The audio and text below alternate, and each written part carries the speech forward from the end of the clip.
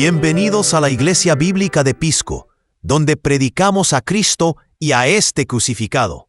Gracias por acompañarnos mientras el pastor Robert Jiménez proclama fielmente la palabra de Dios, mediante una predicación clara y expositiva de las Escrituras, versículo por versículo y capítulo por capítulo. Abramos ahora nuestro corazón para recibir la verdad de la palabra del Señor. Quiero invitarles entonces a que podamos abrir nuestras Biblias ahí en el capítulo 6 de Marcos. Estamos teniendo un tiempo fabuloso, pero que se está terminando ya en este libro. El Señor nos ha permitido pues estar ahí juntos para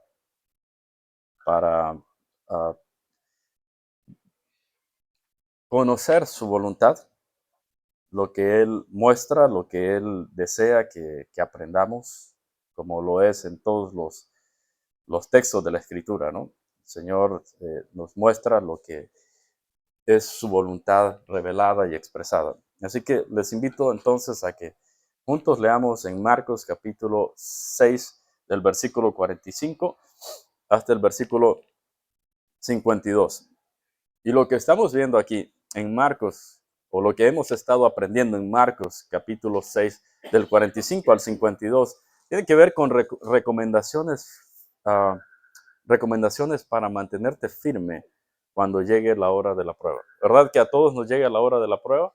Todos somos probados. Tarde o temprano, todos tenemos que ser probados. Ser cristiano no te va a eximir de las pruebas. De hecho, ser cristiano podría significar que vas a tener que batallar muchísimo más contra el pecado. Porque cuando uno no ha venido a Cristo, no se ha entregado a Cristo, entonces uno puede pecar sin ningún tipo de cerrojo espiritual, por así decirlo. Pero cuando tenemos a Cristo, nos es dada una nueva naturaleza en la cual el Señor nos capacita para que podamos vivir de acuerdo a su estándar, a su santidad. Y eso definitivamente va a costar muchísimo batallar. Así que aquí hay recomendaciones para eso. Versículo 45, una recomendación cuando llega el tiempo de la prueba, cuando llega la hora de servir al Señor y no quieres hacerlo, ¿qué es la primera recomendación? Debes obedecer sin cuestionamientos. Cuando tu pecado y tu propia conducta te dice, no, yo no quiero servir al Señor hoy, ya no quiero. Bueno, entonces estás viviendo una vida acomodada. Tú eres el dueño de tus decisiones, no es Dios. Porque si Dios fuera el dueño de tus decisiones, entonces tú harías lo que hicieron los discípulos. Los discípulos son el mejor ejemplo de cuál debe ser nuestra actitud con respecto al Señor. ¿Qué sucedió en el versículo 45? Vamos a hacer el último repaso a esto. Enseguida Jesús hizo que sus discípulos subieran a la barca y fueran delante de él al otro lado, a Betsaida, mientras despedía a la multitud. Eso es lo que dice. Ahora, ¿qué significa? Que los discípulos están obedeciendo. ¿Qué hicieron ellos? Se subieron en la barca. Después de despedirse de ellos, dice el versículo 46, él se fue al monte a orar y al anochecer, mire, versículo 47, la barca estaba en el medio del mar y él estaba solo en tierra. Versículo 47 nos dice que los discípulos obedecieron la voz del Señor. Eso es un discípulo. Un discípulo es aquel que obedece la voz del Señor. Obedece sin cuestionamientos. Pero cuando estamos viviendo todavía bueno, a lo mejor creo que yo puedo decidir si esto lo hago, si esto que dice el Señor lo hago a mi manera o lo hago a la manera del Señor. Bueno, eso no es ser un discípulo de Cristo. Ser un discípulo de Cristo es obedecer lo que Él dice en su palabra. ¿Qué hicieron? ¿Qué les dijo a los discípulos? ¿Qué les dijo? Les hizo que subieran a la barca y fueran delante de él al otro lado.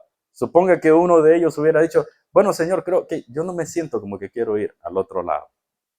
¿Qué hubiera pasado? ¿Sería ese un discípulo? ¿Sería un seguidor de Cristo? No, a lo mejor sería un fanático de Cristo, tal vez. Alguien como un admirador de Cristo. Sí, te admiro, pero me estás pidiendo que vaya allá, pero no tengo ganas de ir, así que me voy a quedar aquí. Eso no es ser un verdadero discípulo de Cristo. Debemos obedecer sin cuestionamientos lo que el Señor nos dice. Segunda recomendación, esa sería la primera. La segunda, confía aunque no entiendas lo que está sucediendo. Debes confiar en el Señor aunque no entiendas lo que está sucediendo. Vimos esto. ¿Por qué me dice el Señor que me vaya al otro lado de la barca y Él ni siquiera va a venir conmigo? ¿Qué dice? Después de despedirse de ellos, se fue al monte a orar. El Señor se fue al monte a orar. Él se fue a orar. ¿Por qué? Porque tenía necesidad de comunión. En el pasaje paralelo nos damos cuenta que esta gente, esta multitud, en Juan capítulo 6, iban a venir para hacerlo a él, ¿qué? ¿Recuerdan? ¿Qué querían hacer con él? ¿Con Cristo? Querían hacerlo rey en esa ocasión. Querían hacerlo rey. Y él, en lugar de decir, sí, sí quiero ser el rey de ustedes, de acuerdo a sus estándares humanos, él dice, no, no quiero ser su rey de esa forma. Y esa fue un momento de mucha presión para él. También en el contexto se nos dice que Herodes le está buscando, está comenzando a acecharlo. Ven ahí que está la muerte de Herodes, de Juan el Bautista a manos de Herodes aquí en este mismo capítulo. ¿Saben cómo inicia el capítulo 6? Con el rechazo en Nazaret, ¿verdad? Así que este capítulo 6 muestra que hay una gran presión en el ministerio del Señor Jesús. Y en esa tarde, todo lo que deseaba después de Nazaret ha sido rechazado recientemente, Herodes lo está acechando y se vuelve a abrir la herida de Juan el Bautista. Y ahora esta gente lo quiere hacer rey de acuerdo a estándares humanos. Él no desea eso. No es ese tipo de rey que quiere ser. Necesita ¿qué? Orar. Por eso se queda solo, orando. Y necesita sacar a los discípulos de ahí también. ¿Por qué? No porque los quiere mandar directo a la trampa, no porque los quiere mandar a la tempestad, pero él quiere preparar, quiere trabajarlo. Primero los saca de ahí, porque es saludable para la fe de ellos salir de ese lugar, pues van a ver que lo quieren hacer rey de acuerdo a estándares humanos. Eso va a estropear la fe de ellos. No están listos para eso. De hecho, al final de esta sección vamos a ver que dice que sus corazones todavía estaban, ¿qué? Blanditos. ¿Cómo dice? Estaban como, ¿verdad? Aquí al final, que es lo que nos toca, dice que los corazones de los discípulos estaban endurecidos. Así estaban. Y es por eso que los está sacando de ahí. No estaban listos todavía. Fíjense, esos discípulos están obedeciendo al Señor externamente, pero por dentro, ¿cómo están sus corazones? Están duros todavía. Están duros sus corazones. Y el Señor sabe eso. Entonces, al anochecer, Él se queda. La barca estaba en el medio del mar. Esto nos muestra un marco temporal, pero un marco también de longitud. Temporalmente se había anochecido. ¿Y qué hora era? La cuarta vigilia de la noche. ¿Cuál es la cuarta vigilia de la noche? De 3 a 6 de la madrugada. Él despidió a la gente cuando estaba anocheciendo. ¿Sí? Y ahora son de 3 a 6 de la madrugada. Así que había estado orando, ¿cuánto tiempo? ¿No? Cerca de 6 horas. Cerca de 6 horas. Toda la noche pasó orando. Ahora te pregunto, ¿y tú cuánto oras? ¿Cuánto es tu tiempo de oración? ¿Cuánto es tu tiempo de comunión con el Padre?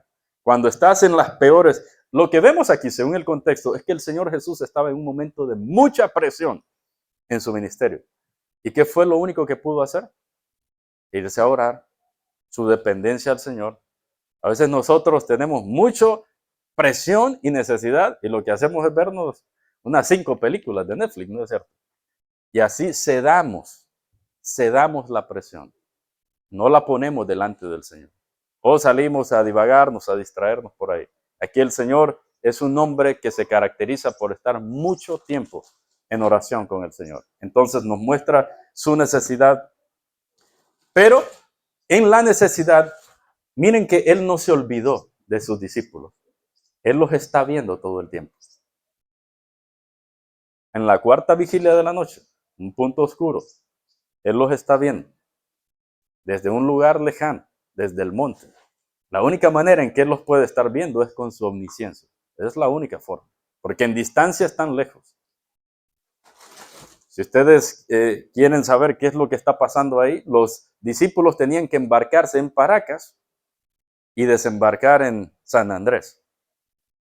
¿Verdad? Que sería ilógico que se vayan por el centro del mar. Ellos deberían irse por la orilla. Pero lo que ha sucedido es que según Juan 6, los vientos eran fuertes y los han arrastrado ¿hasta dónde?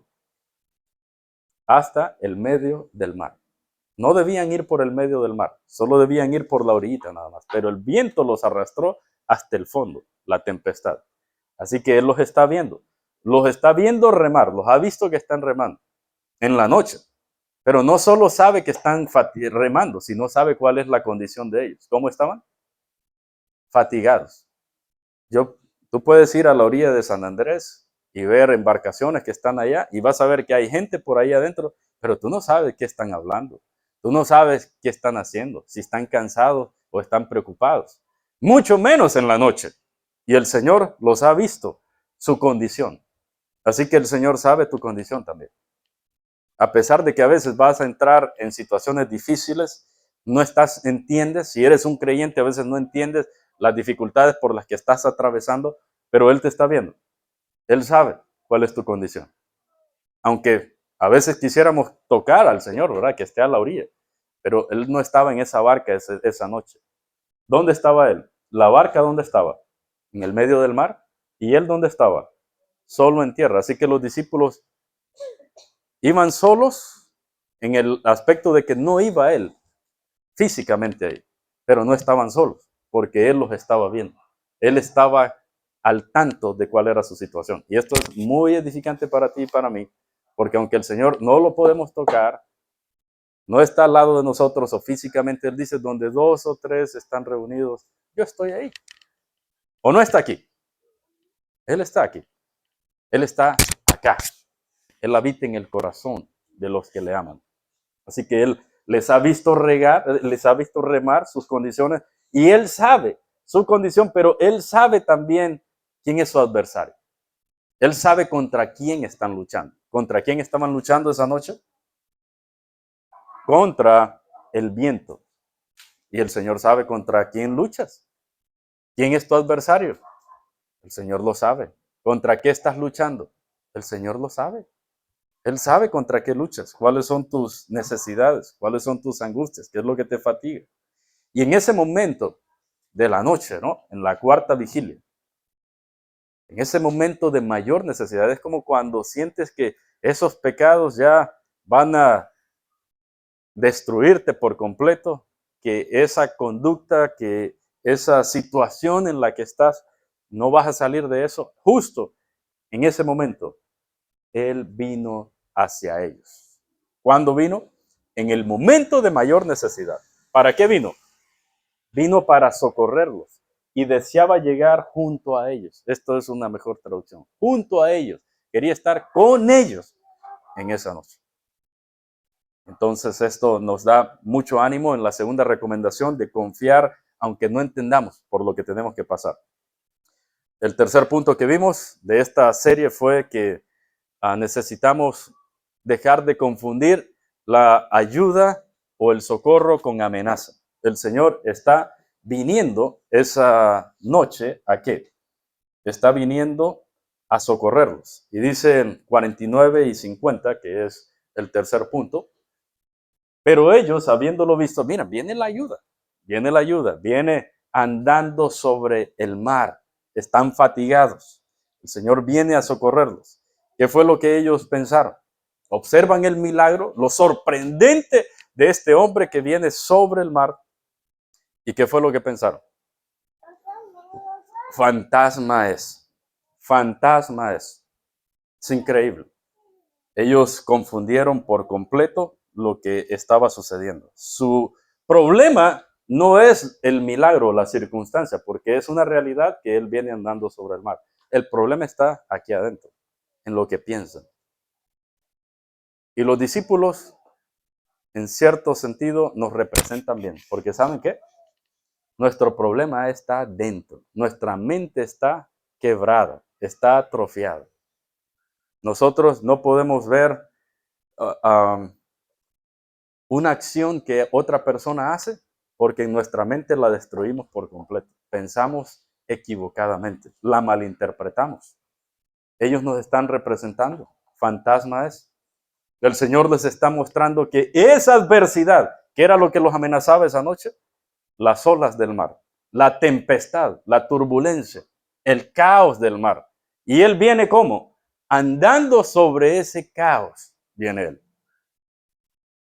Y les está mostrando que el caos que está amenazando sus vidas viene debajo de sus pies. Y yo te pregunto, para ti, ¿cuál puede ser el caos o cuál puede ser el pecado que amenaza con hundirte? ¿No es cierto que a veces nuestra propia mente y nuestro propio corazón es un caos? Es una tribulación, ¿no es cierto? Pues ¿sabes qué? Cristo es capaz de caminar sobre lo que sea que amenaza con hundirte. Cualquier pecado en el que te hundes no representa ningún peligro para Cristo. Él camina sobre eso. ¿Por qué es importante este texto? Y esto es lo que significa. Los primeros lectores que tuvieron este libro, que tuvieron esta porción, hace 2000 años, comenzaban a ser perseguidos.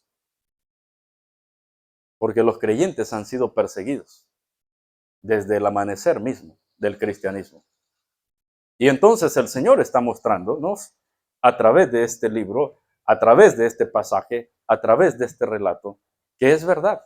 Los discípulos, los seguidores de Cristo, van a tener que padecer tribulación. Miren los apóstoles, los 12.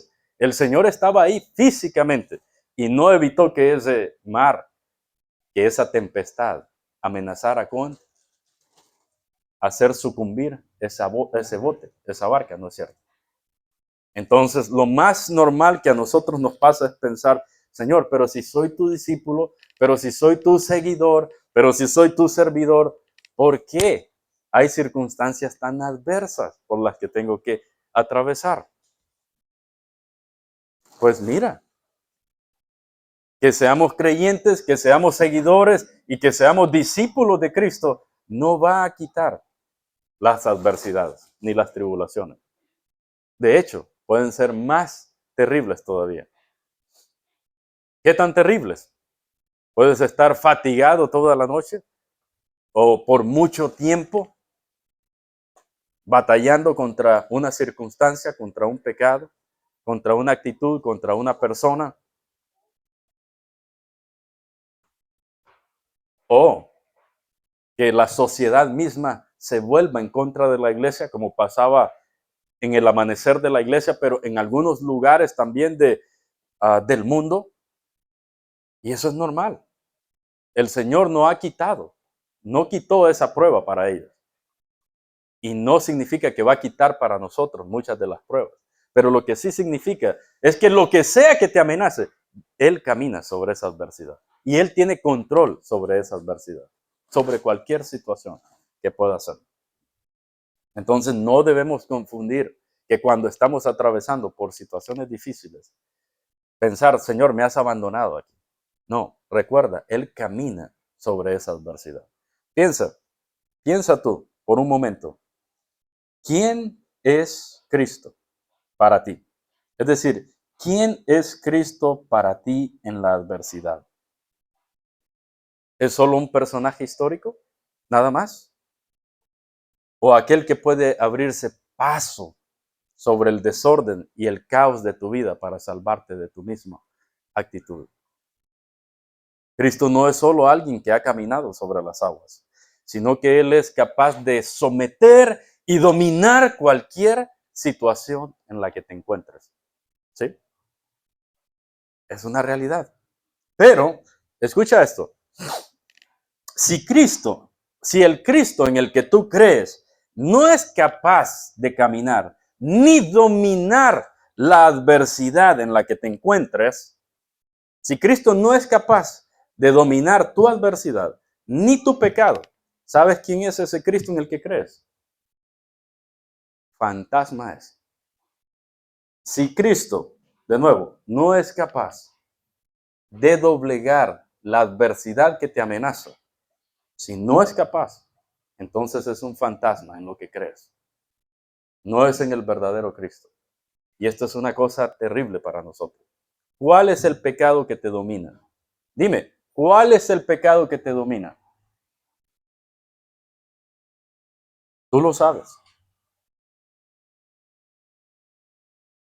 Y si Cristo no es capaz en absoluto de doblegar o de caminar sobre ese pecado, sobre esa maldad, entonces ese Cristo no es el Cristo de la Biblia. Es un fantasma nada más. Quiere el Señor librarnos de tal interpretación o malinterpretación de nuestro corazón del asunto. Uno que en lugar de conquistar tu adversidad la empeora, porque Cristo ha llegado aquí, ha llegado aquí. Cristo ha llegado a empeorar la adversidad o ha llegado a socorrerlos de la adversidad. Pero ellos, ¿cómo lo interpretan? Porque cuando ellos lo ven, ¿qué hacen? Se ponen ¿a qué? A gritar. Luego, todos lo miraban caminando y ¿qué? Se turbaron. Esto significa que están agitados por dentro. Entonces, ¿Cristo llegó a qué? ¿A socorrerlos o a hundirlos? A socorrerlos, ¿no es cierto? Pero ellos, ¿cómo lo interpretan? Como que ha venido a qué? A empeorar el asunto, ¿no es cierto?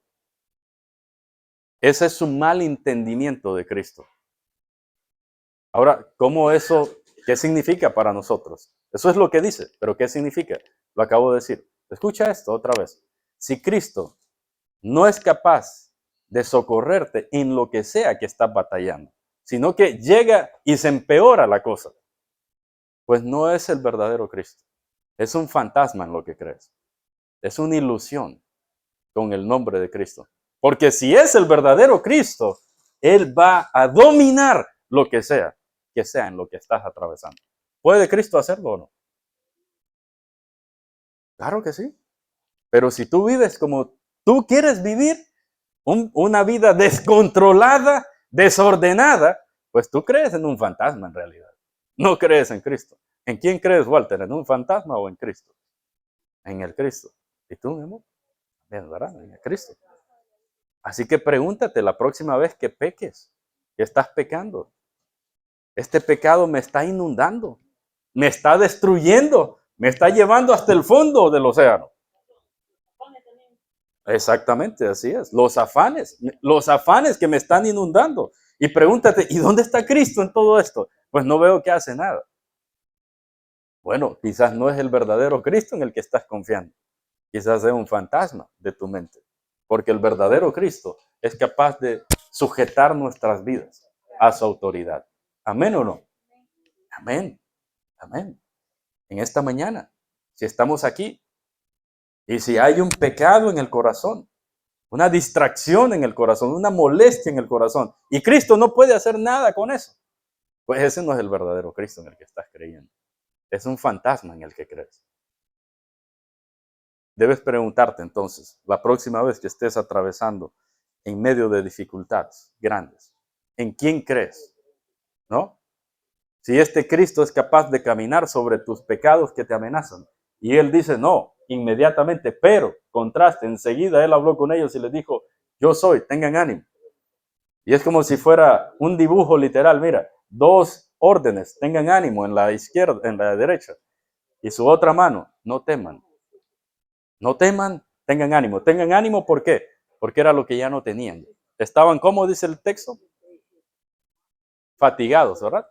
Estaban fatigados. Y luego no teman o no colaboren más con ese miedo. Muy bien, vamos entonces al último punto de esta mañana. La cuarta recomendación, por favor, mis amigos y hermanos, por favor, pongamos atención. Cuarta recomendación, agradece por el corazón que te ha sido quitado. La última recomendación. Si tú eres un creyente, tú debes agradecer por el corazón que te ha sido quitado. Ahora, ¿cómo lo dice? Primero vamos a verlo en dos partes. Primero, ¿cómo lo dice el texto? Y luego, ¿qué significa? Agradece por el corazón que te ha sido quitado. ¿Por qué? Porque dice, lo interesante de todo esto es que ellos están viendo que Cristo está caminando sobre el mar, que ha hecho un milagro sorprendente y no solo eso, sino que también había hecho lo de los panes y todavía dice que sus corazones estaban como endurecidos. Es decir, que su alma, sus corazones, a pesar de que habían escuchado, a pesar de que habían escuchado, a pesar de que habían visto, a pesar de que habían visto todo lo que Cristo hizo, sus almas estaban duras todavía. Qué impresionante. Y eso es lo que tú puedes hacer. ¿Sabes qué? Tú puedes venir día y noche o puedes estar todo el tiempo aquí en esta congregación, juntos, y todavía por dentro tener un corazón duro. Si imagínate este hombre, estos hombres, vieron a Cristo caminando sobre el mar. ¿Quién ha visto a un hombre caminar sobre el mar? Nadie. Eso debería ser algo como decir, Señor, me voy a postrar aquí, me voy a arrodillar, pero no, el texto dice que sus corazones seguían endurecidos. Y ese es uno de los peligros tan grandes que como creyentes podemos tener. No solo como incrédulos, sino como creyentes. De estar escuchando tanto acerca de Cristo, de saber tanto de Cristo y aún tener un corazón duro que no se doblega delante de Él. Y eso es algo horrible, terrible. Y necesitamos rogarle al Señor que nos libre de eso. Pero si ese corazón ya te ha sido quitado, tú debes estar muy agradecido. En medio de las tribulaciones, en medio de las dificultades, tú debes decir, gracias, Señor, porque me has quitado eso, este corazón, y ahora puedo adorarte en espíritu y en verdad. Miremos entonces lo que dice el texto. Primero, veamos qué es lo que dice, y luego cómo lo dice, qué es lo que significa. Dice que subió con ellos. ¿Dónde? Subió con ellos hacia la barca. Si el texto terminara aquí, mis hermanos, si el texto terminara aquí, lo único que podríamos decir, ¿qué? Es que subió y la tempestad y la adversidad, ¿qué pasó con la adversidad? Si terminara ahí el texto, ¿qué pasó con la adversidad? A ver, si el texto terminara ahí, ¿qué habría pasado con la adversidad? Piensen que termina aquí el texto. Él subió con ellos a la barca, pero esto indicaría, si terminara aquí, esto indicaría que la tempestad sigue todavía, porque no nos dice absolutamente nada de la tempestad. La tempestad en este punto parece que sigue, porque es solo en el momento en que Él entra que todo cambia. Pero gloria al Señor, que no termina ahí el texto, sino que dice la segunda línea, que dice, subió con ellos y el viento se calmó. Eso es lo que dice el texto. Subió con ellos y el viento se calmó. Entonces lo que nos muestran estos dos verbos es que fueron acciones que fueron consecutivas directas. Es decir, tan pronto como él subió, el viento se calmó. Tan pronto como él subió, es consecutivo, es junto. Entra y se detiene aquello que los amenazaba. Ahora nota esto. ¿Dónde era el lugar seguro? ¿En el agua? ¿En la tempestad? ¿O en el barco? ¿O en el bote? ¿Cuál es el lugar seguro en el relato? Ninguno de los dos, porque estaban ahogándose en la barca, ¿no es cierto? Estaban a punto de destruir, ser ahogados, inundados por el mar. La barca puede representar tus propios esfuerzos, tus métodos humanos, para tratar de salir y hacerle frente a alguna adversidad o a un pecado. ¿Y qué es lo que terminas haciendo? Yéndote más hacia el fondo, yéndote más hacia el medio. Aquí, mis amigos y hermanos, el texto nos dice que la seguridad no estaba ni en el agua turbulenta, ni en la barca en el agua. La seguridad está en Cristo. En Él está la seguridad. Él es el que viene caminando. Él no necesita la barca, ¿no es cierto? Porque viene caminando sobre el agua. ¿Para qué necesita la barca Cristo? Si viene caminando sobre el agua, sobre la adversidad. Y él no necesita la calma tampoco, ¿no es cierto?, del mar. Porque viene caminando sobre esa adversidad. No necesita ninguna de las dos cosas. No necesitaba ni que el mar se calmara, ni la barca tampoco. Porque viene domando en cierto sentido la tempestad bajo sus pies. Exactamente. El punto es que aquí lo que ellos necesitan no es que el mar se calme, ni tener más fuerza. El texto les está mostrando, o el Señor les quiere mostrar, ustedes lo que necesitan es a mí. Por eso en el pasaje paralelo en Mateo se nos dice que tan pronto como Pedro lo vio, ¿qué hizo? Quiso subir. Si tú eres tú, Señor, manda que yo vaya hacia ti. ¿Recuerdan eso? Porque él sabe que estar en la barca no es un lugar seguro, sino estar cerca de él, del que viene caminando sobre la adversidad. Y si tienes un corazón nuevo, tú vas a entender que no hay pecado que te pueda destruir, porque Cristo camina sobre cualquier adversidad. Cualquier cosa que te amenaza no pone en riesgo a Cristo. Él puede ayudarte a salir de cualquier amenaza, de cualquier adversidad. Él te puede ayudar a salir de los vicios, porque los vicios no van a destruir. Él camina sobre eso. No tienen poder sobre él. Él te puede ayudar a salir de cualquier necesidad que está amenazando tu fe, porque no hay ninguna necesidad que pueda hacer sucumbir a Cristo. No hay ningún desánimo que pueda hacer que Cristo se vaya al fondo del mar, porque no tienen poder sobre él. Nada de esas cosas. Tan pronto como él entra en la barca, se calmó todo. Impresionante. Esa es la deidad del Señor. No necesitó hablar. En el capítulo 4, él le dijo al viento, calla, enmudece. Pero aquí no dice nada. Él no necesita hablar nada. Simplemente todo obedece a su voluntad. Y lo que las escrituras nos dicen desde el Antiguo Testamento es que Dios juega con el mar. ¿Sí o no? Se lo partió a Moisés. ¿No es cierto? Inundó todo el mundo en el tiempo de Noé. Duerme sobre la adversidad. ¿Recuerdan en el pasaje de Marcos 4 cuando va durmiendo como un bebé en medio de la adversidad? Y ahora camina sobre el mar. Él juega con el océano de la tempestad. Es su deidad. Y nos está mostrando eso para ti, para mí. Eso es lo que significa. Que Dios es capaz de doblegar y domar cualquier adversidad. Cristo es capaz de hacerlo. Cualquier circunstancia. Él puede hacer que eso suceda. Podríamos parafrasearlo diciendo que en el momento justo en el que él subió a la barca, el viento se calmó. Este es el punto de quiebra de la tormenta, cuando él entra. Hasta aquí el Señor les ha enseñado dos cosas que ellos no han aprendido bien, sin éxito. Que la seguridad no está en el bote ni en el agua, sino en el que gobierna la tempestad y camina sobre el caos y los elementos. ¿Quién es ese? Solo Cristo, nada más. Ellos, cómo ellos recibieron o percibieron este hecho asombroso.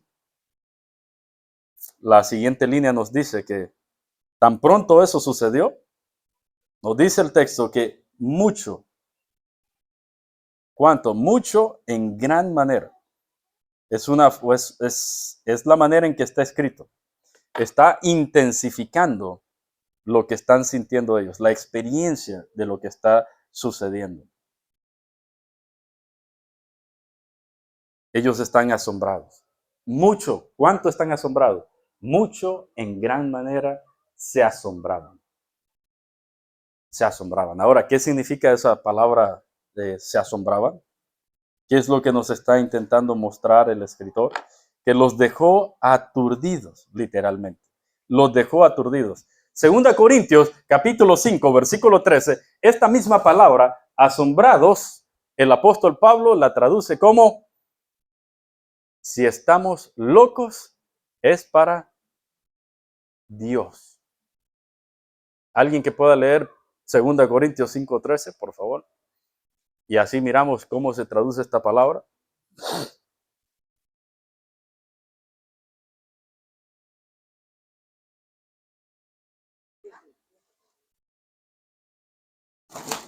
Segunda Corintios 5:13. ¿Quién lo lee?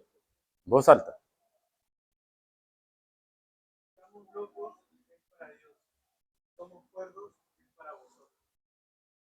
Excelente, gracias, José. Si estamos locos, es para Dios. Él está hablando de su ministerio, ¿verdad? Para los incrédulos, los creyentes están locos, ¿no es cierto? Adorando a Dios. Pero para Dios estamos cuerdos. Entonces, esta palabra asombrados, ahí en ese pasaje se traduce como locos. O sea que en otra manera de decirlo, lo que el texto nos dice es que este milagro los dejó delirando como locos. Los dejó fuera de sí. Los dejó viendo luces y estrellas, ¿no? Los dejó estáticos.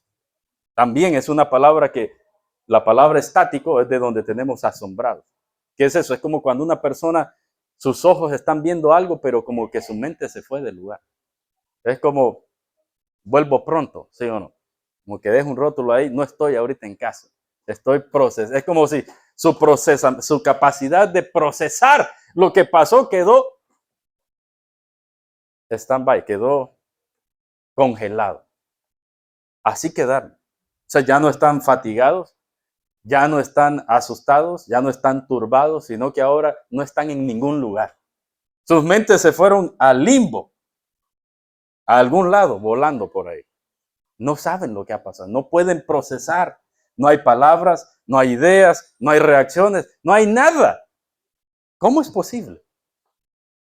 Se han quedado congelados, aturdidos dentro de sí mismos. Esto es lo que indica, dentro de sí mismos se han perdido, han naufragado dentro de sí mismos. Fíjense que no se hundieron al final en el mar, pero se hundieron dentro de ellos mismos, quedaron fuera de sí mismos. ¿Cómo es posible? ¿Qué debían hacer en este momento? Parece que el texto nos dice, cuando nos dice que ellos se asombraron dentro de sí mismos, parece que lo que la escritura nos está diciendo, que ellos no debían quedar en esa postura, no que debían quedar así. Es decir, ellos debieron tener una reacción distinta. Pero ahora nos explica el versículo 52, ¿por qué quedaron atornillados al suelo?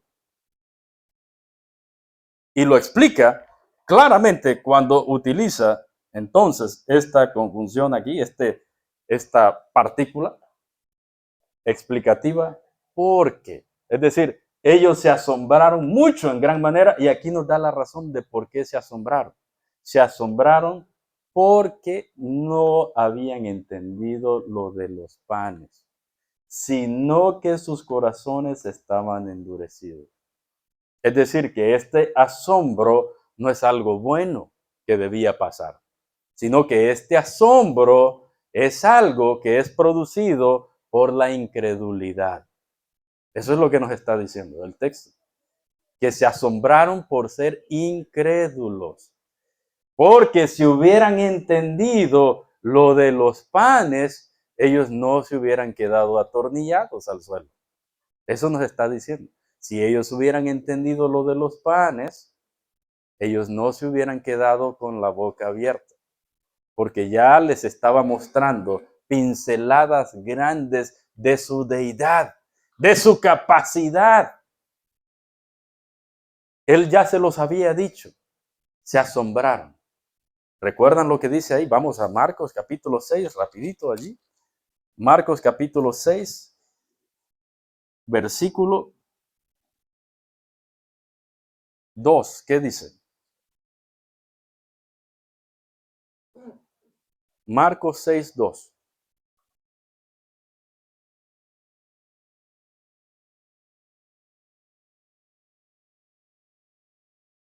Sí, adelante. ¿Qué dice?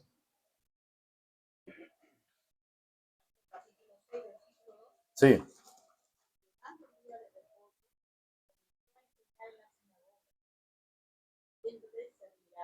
sí.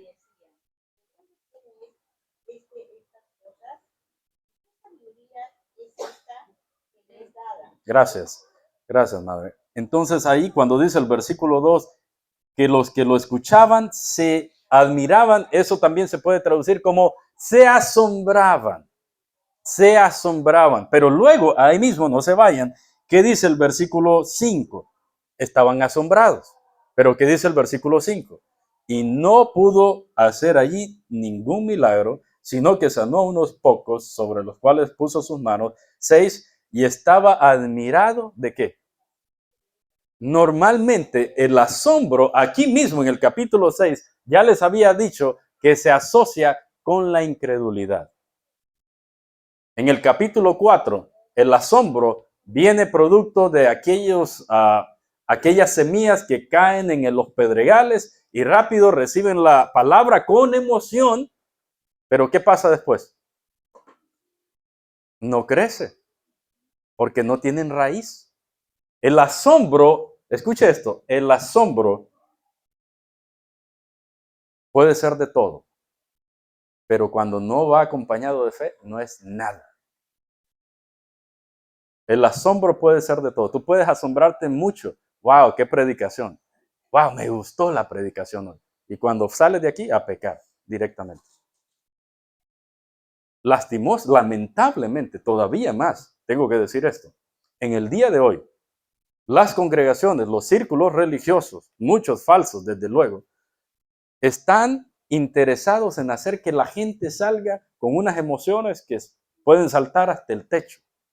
Y sus emociones les duran 1, 2 días y luego siguen pecando. Es puro asombro. El asombro es puras hojas nada más. No es ningún fruto. Y aquí, en este pasaje, capítulo 6 de Marcos, en 2 ocasiones se nos relaciona el asombro con una incredulidad del corazón. Piensa, ¿ese es el corazón que tú tienes?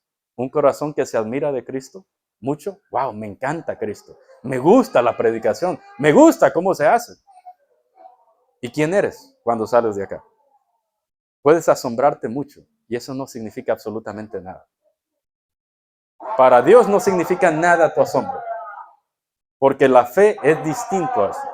La fe obra, la fe ejecuta, la fe acciona, no se asombra.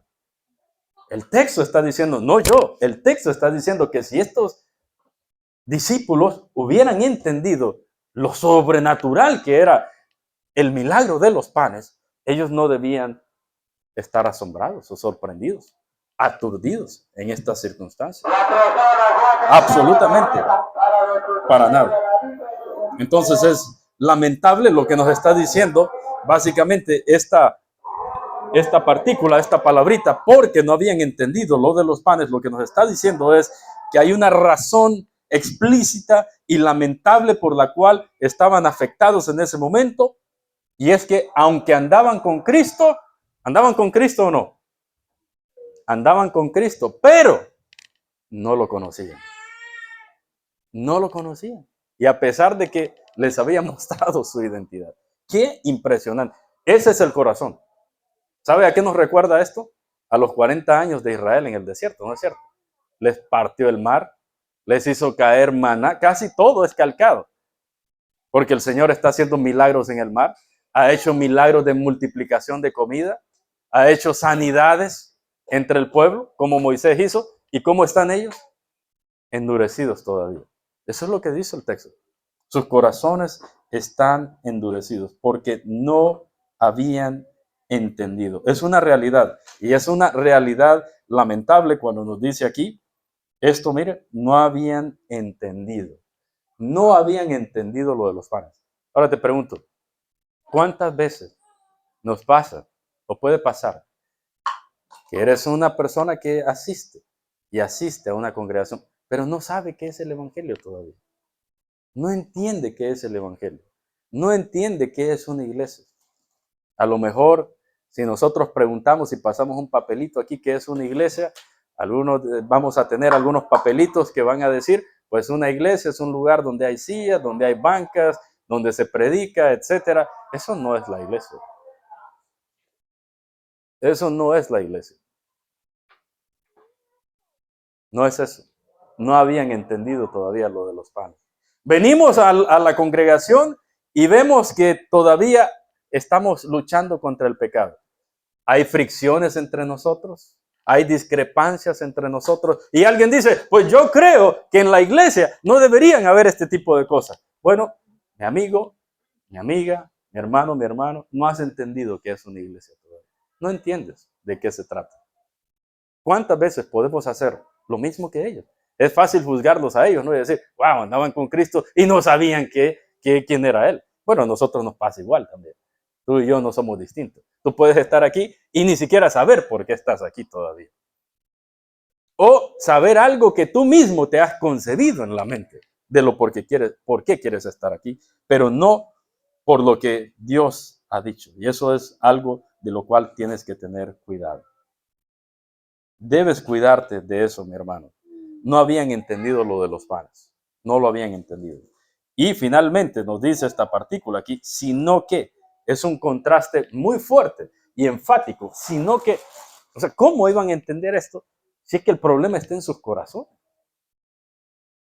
Sus corazones estaban endurecidos. Mira esto. ¿Sabe qué? Estos hombres, en lugar de andar cargando corazones en el pecho, andaban cargando rocas, piedras andaban cargando. Y eso es igual hoy en día. ¿Cuántos aquí estarán sentados y cargando una gran piedra donde deberían tener un corazón? Porque no ha entendido todavía lo que el Señor Jesús quiere hacer en su corazón. Se resiste a eso, a pesar de estar viendo lo que el Señor quiere para ti, para tu vida, lo que está haciendo, transformando otras vidas. Y nos reunimos entonces solo por fórmula, solo por estar aquí nada más. Pero no ha entendido por qué tiene que estar aquí. Y eso es algo lamentable. Así que la última recomendación entonces nos dice que tú debes, si tú eres un verdadero creyente, tú debes estar agradecido porque tú y yo no seríamos distintos a estos hombres. Todavía somos creyentes, ¿no es cierto? Batallamos aún con el pecado remanente. Y nos cuesta confiar a veces en Cristo. Yo conozco creyentes que no quieren subirse a un auto porque tienen miedo de chocar. No quieren subirse a un avión porque tienen miedo de que se caiga el avión.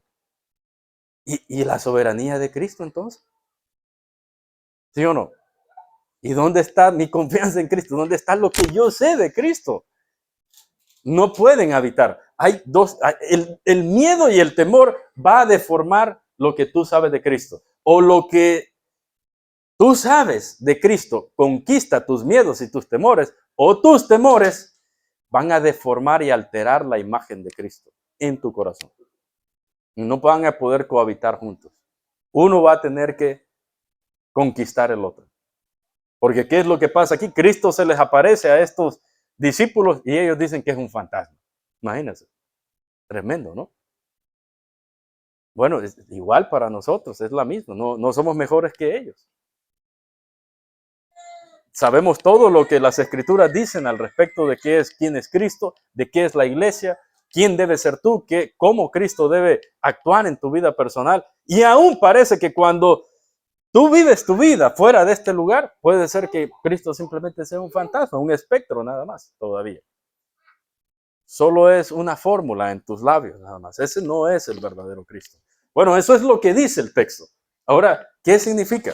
Primero, lo que significa es que el Señor Jesús está mostrando su identidad, su deidad. Él vino caminando sobre el agua, sobre la tempestad, y él también era también capaz de cambiarles aquel corazón temeroso por un corazón lleno de fe. Él era capaz, aquel que convirtió el agua en vino, aquel que calmó la tempestad en paz, también era capaz de quitarles ese corazón de piedra, por uno de carne. Segundo lugar, ¿qué es lo que significa? Para los discípulos, pues lastimosamente dice que no habían entendido nada hasta este punto. Significa que ellos debían seguir creciendo en la gracia del Señor, conociéndolo más. No tenían ojos para ver, no tenían oídos para oír, estaban mecanizados nada más. Andaban con el Señor solo porque tenían que andar, pero no porque entendían lo que estaba sucediendo. No tenían entendimiento espiritual hasta este punto.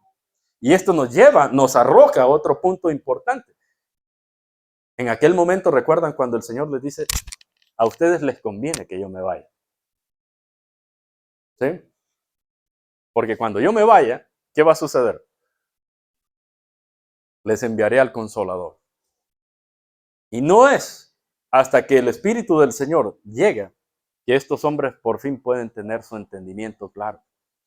Nosotros estamos en una mejor posición porque tenemos al Espíritu del Señor para entender estas cosas.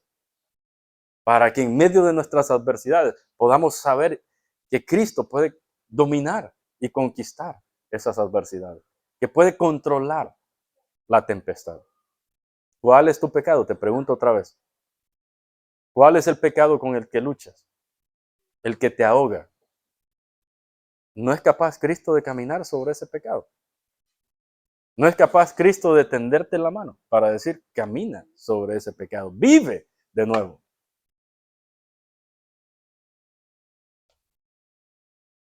Es el Señor, hermanos, que nos ayuda. ¿Qué significa? Significa para aquellos que leyeron este libro por primera vez, que ellos debían agradecer porque estos relatos les confirmaban que el Señor los había llamado a entender que en el mundo tendrían aflicción. ¿Dijo eso el Señor o no? En el mundo tendrán aflicción, pero confiad porque yo he vencido ¿a quién? Al mundo.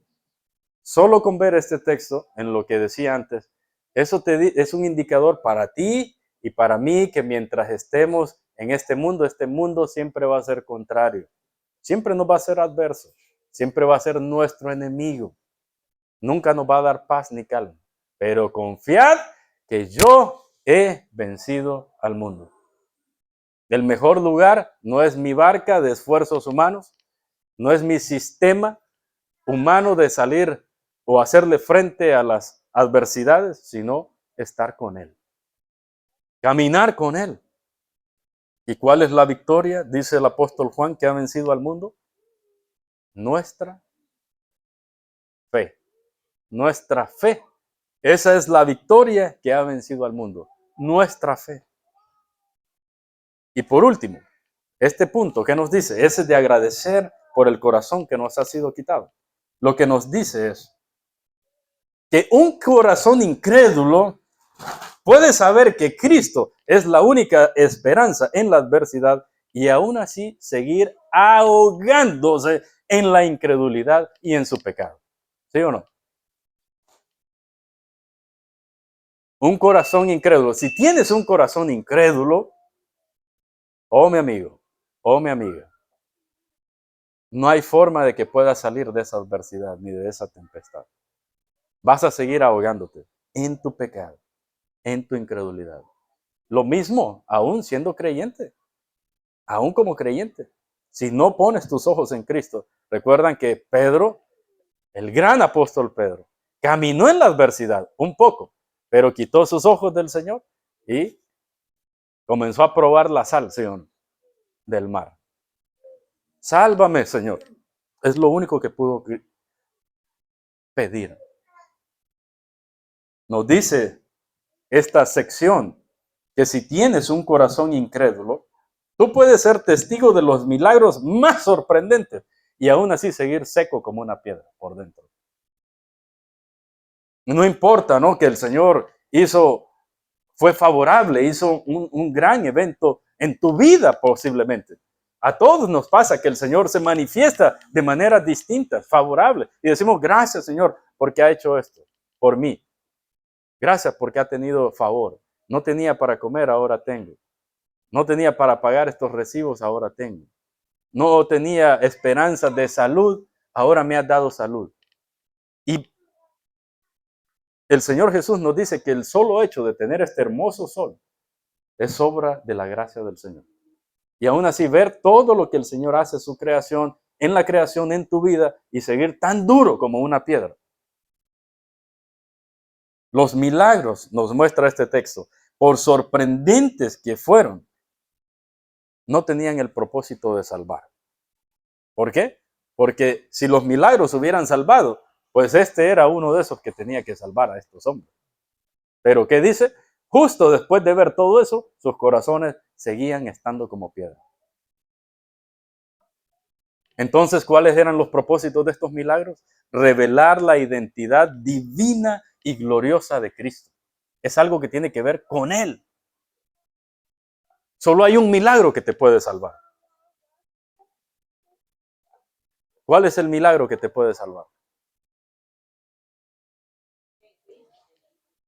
El milagro de la cruz. Ese es el único que te puede salvar. Imagínense, estos hombres no habían entendido lo de los panes y se estaban ahogando en sus pensamientos. No estaban, y lo que venía. Y el milagro de la cruz, el Señor les está mostrando que este milagro de los panes es un milagro todavía insignificante en comparación a lo que Él va a hacer. Este milagro de caminar sobre las aguas no significa absolutamente nada en comparación a lo que Él va a hacer. Él va a hacer el milagro más grandioso. ¿Cuál es? Vencer la muerte con la muerte. Claro, en ese punto, imagínense, ellos no entendían todavía. Y todavía faltaba esa cantidad de milagros. Y el más sorprendente de todos, el de caminar sobre las aguas de la muerte. Impresionante, ese es el Señor. Pero si tú tienes un corazón incrédulo, no importa lo que el Señor haya hecho, estos relatos no se aplican a ti. Necesitas en esta mañana decirle, Señor, ayúdame, líbrame de este corazón incrédulo. ¿Qué es lo que me afecta? ¿Qué es lo que destruye tu firmeza en la fe? Un corazón incrédulo, un corazón que duda acerca de Cristo. Seas incrédulo o seas creyente, lo que te aleja de la firmeza, del estar firme en Cristo, es la duda en el corazón. A nosotros como creyentes nos mantiene la poca fe o ninguna fe,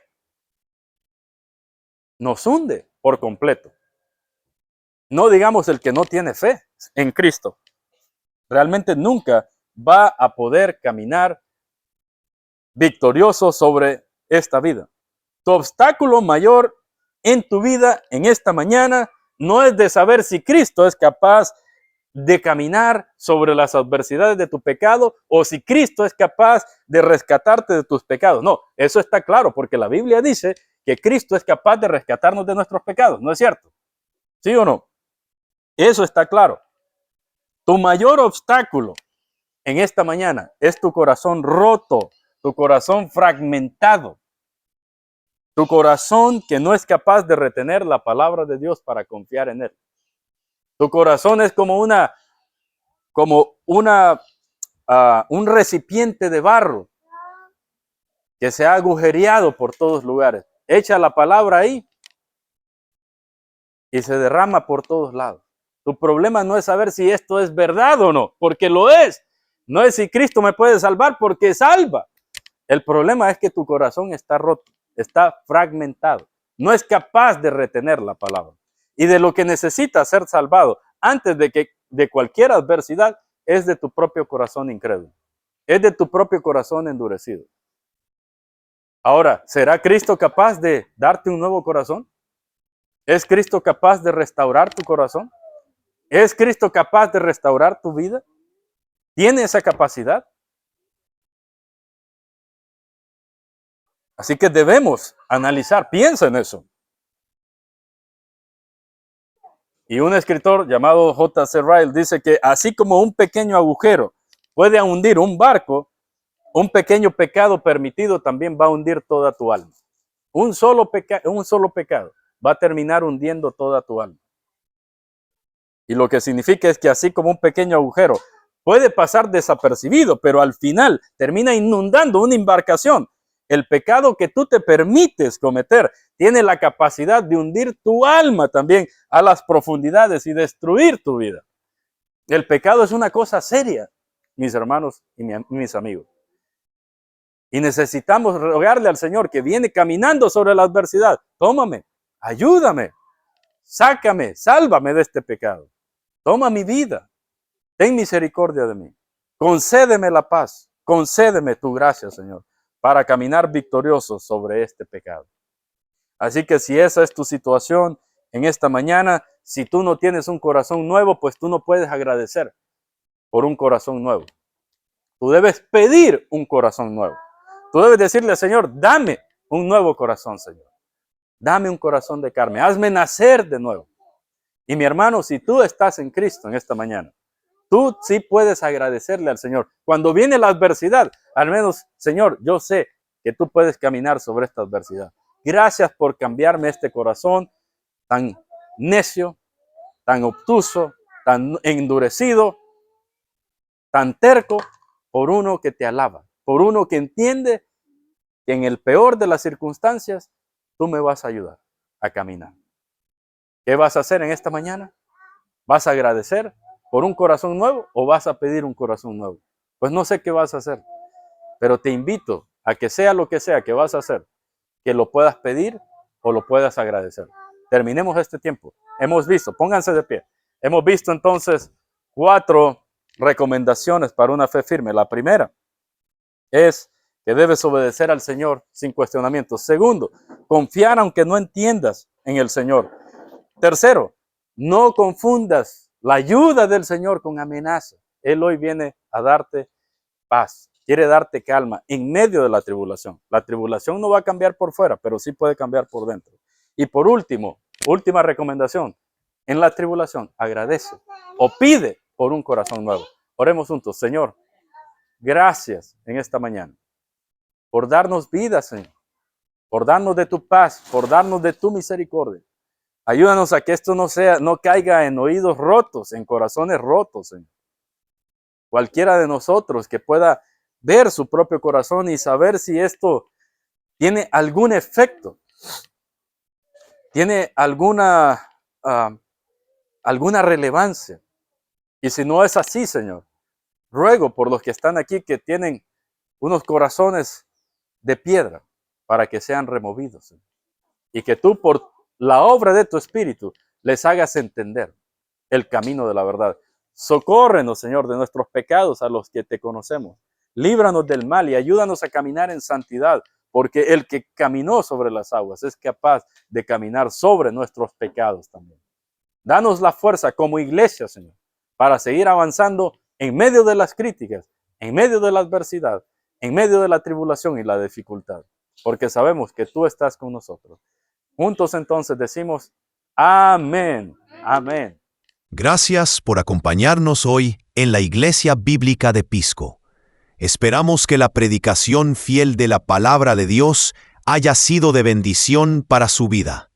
Será un gozo recibirle nuevamente mientras seguimos proclamando a Cristo mediante la exposición clara de las Escrituras, versículo por versículo y capítulo por capítulo.